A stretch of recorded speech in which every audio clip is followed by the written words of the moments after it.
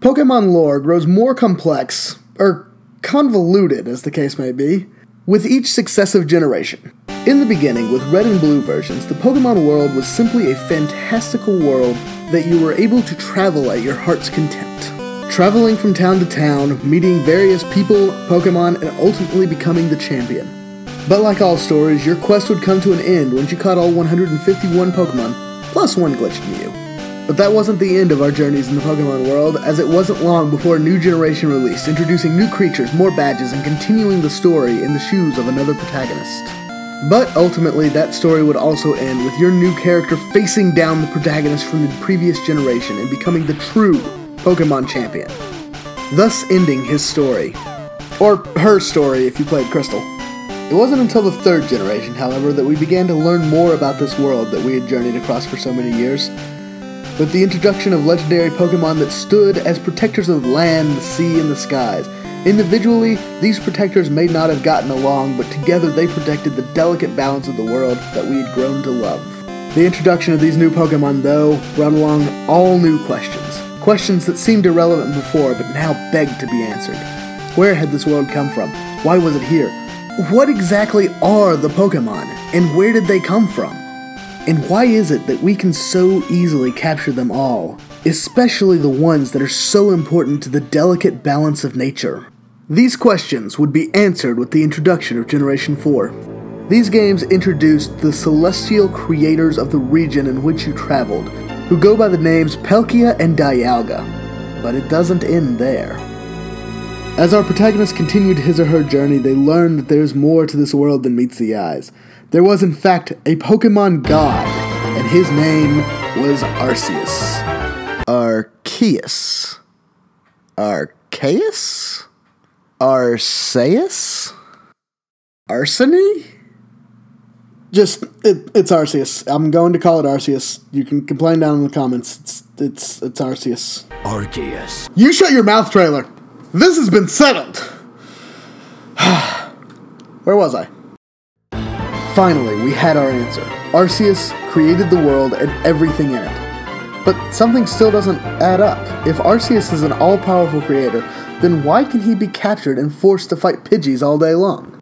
No, there's more to this story, and to find out, we're going to have to look at Sinnoh lore as well as some science to understand the origins of the Pokemon world. In Canalave City, there is a library in which you can read stories pertaining to several things, one of the most important of these being the original story. In the beginning, God created the heavens and the earth. Wait, wrong book.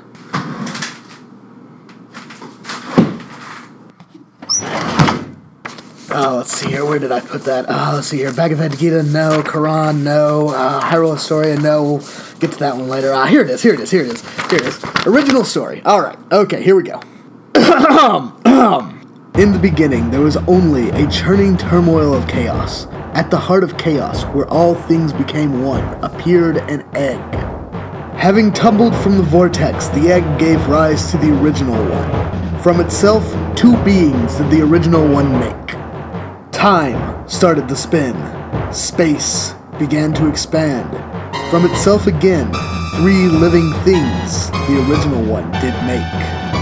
The two beings wished, and from them matter came to be. The three living things wished, and from them spirit came to be.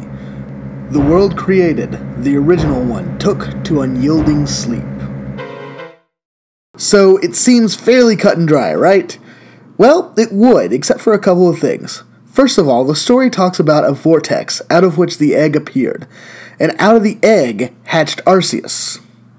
Now, this is something I'm actually going to go into in a minute, but this vortex is actually very important to the creation of the Pokemon universe.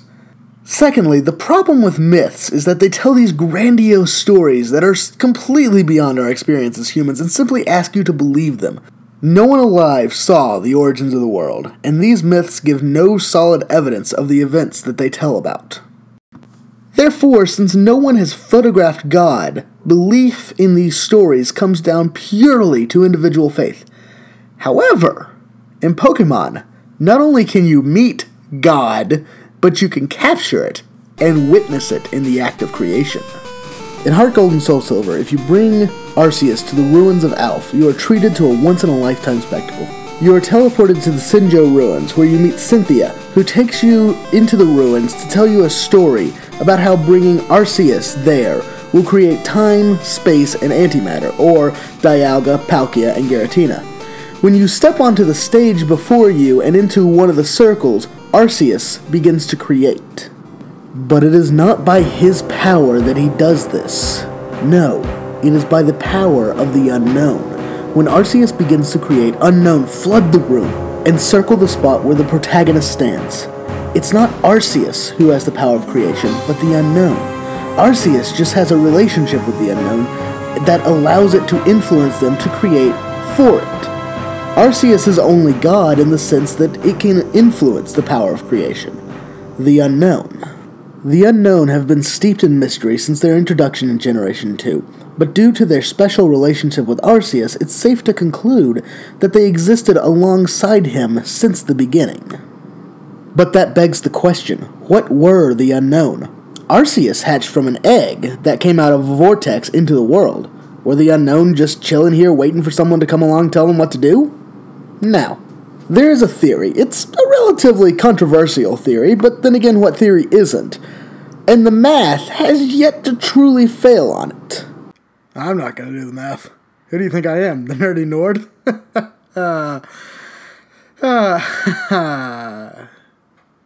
Please don't kill me. The origin of the universe is a black hole. According to this theory, the universe is not altogether different from a biological living being like yourself or me. And as with all other living beings, the goal in life is to reproduce.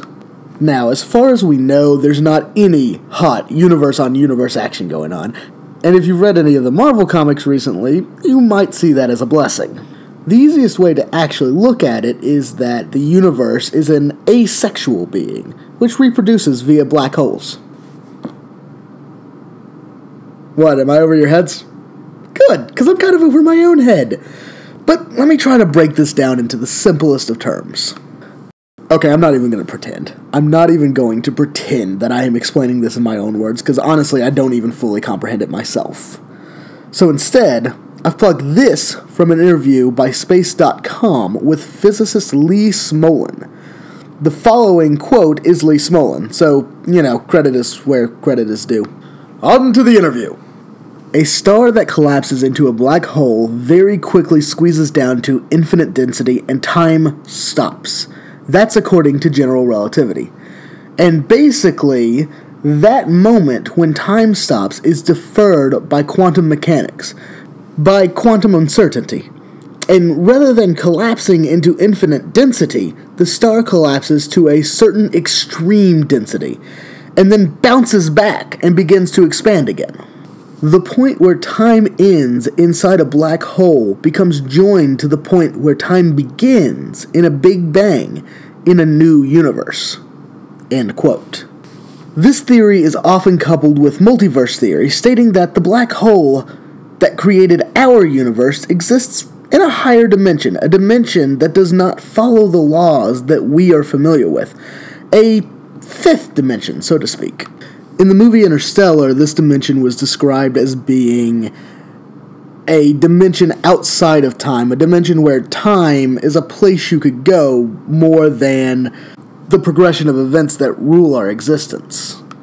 We live in what is often referred to as a fourth dimension, or space-time. In other words, we can freely travel across three dimensions, mathematically displayed as the y-axis, the x-axis, and the z-axis. However, we are slaves to time.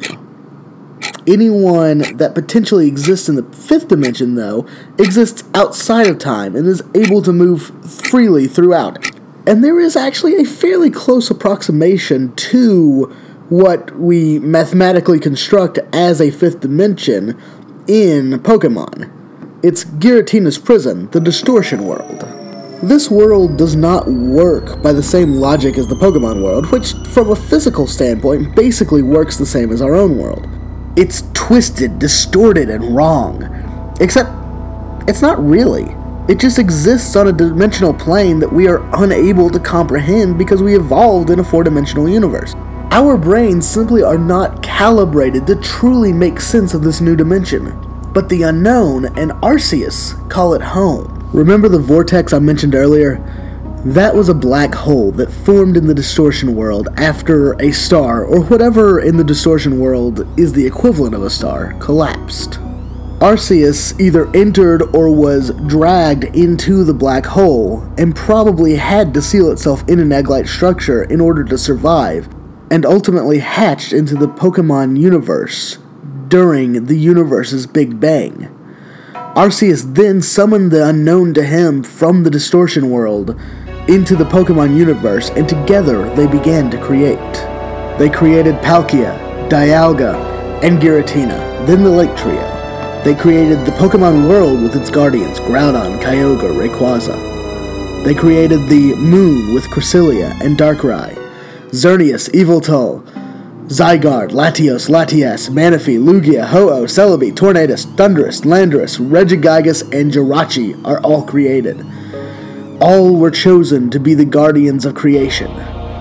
However, what are the guardians without something to guard? So, in a final act of creation, a small creature was created. This creature was Mew. And after Mew, well, I'm sure you've looked at the Pokedex at least once in your life.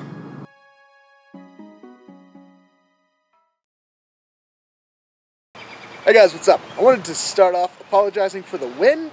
It's a little windy today, but I really wanted to record this outside because there's really nowhere to record inside. Which is why I haven't been doing any actual recordings on this. Yeah. Anyway, this is the end of Season 1. This is... there's not going to be another video in EXP until August something. Hopefully beginning of August. I'm shooting like August 1st is the goal. That's the goal. But other than that, June and July there will be no episodes of EXP uploaded on the Lucky Egg channel. That's not to say that the Lucky Egg channel is going to be dead or anything like that through those months, because that would be stupid. Instead, I'm going to have other content. Hopefully, I'll be able to finish out Mega Man in a nutshell. It just depends on my voice guy, how things work out in his stuff. I don't know. Anyway, but yeah, so that's hopefully going to happen. If not, I'll have some top 10 lists or something. I don't know. Just something to keep the channel alive and keep producing content for all 40 of you guys. That said, I have a lot more subscribers than I ever expected I would get right now. I kind of expected to be here at the end of Season 1 with like 10 subscribers and be like, yeah, this isn't worth it. So just having even as few subscribers as I have, the 39, 40 of you, however much it is up to yet right now. Yesterday when I checked, it was 39. I might have gone up to 40 today. I just got to say that I really like the fact that you guys enjoy the show, and I'm planning on really upping the ante for next season, just breaking it out, bringing it back bigger, better, more powerful than ever.